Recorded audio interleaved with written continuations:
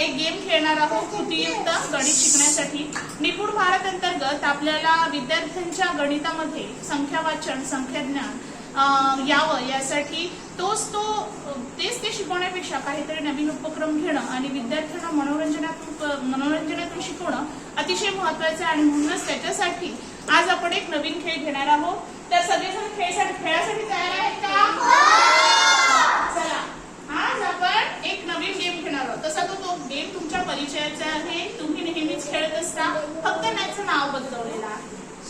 ठीक आहे, तुम्ही घरी खेळ घेता कोणता? पिंकी पिंकी व्हॉट कलर घेता ना।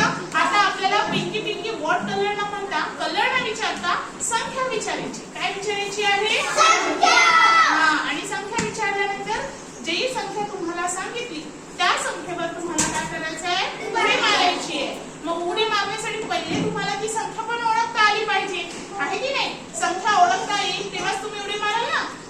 तर आता कधी होऊ शकते तुम्हाला ओळखता येणार नाही, चुकेल, पण मग सरावाने त्याला येईल ना आणि मजा पण येईल तुम्हाला खेळण्यासाठी, आहे की नाही? चला, मग मी तुम्हाला म्हणणार आहे पिंकी पिंकी, तुम्ही मला म्हणायचं आहे व्हॉट नंबर। काय म्हणणार आहे? What number. आणि मग मी तुम्हाला संख्या सांगणार आहे, त्या संख्येवर तुम्हाला उडी मारायची आहे। तुमच्या दोन्ही बाजूला मुलांच्या एका साईडला आणि मुलींच्या साईडला आपण नंबर लिहिलेले आहेत। चला सुरू करूया। तयार आहात सगळे जण? Pinky Pinky what number? 46।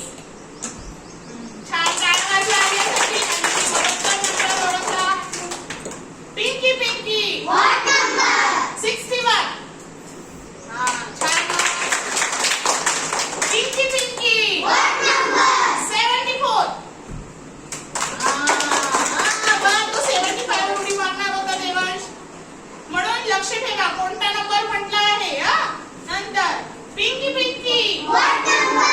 28। 28 कुठे?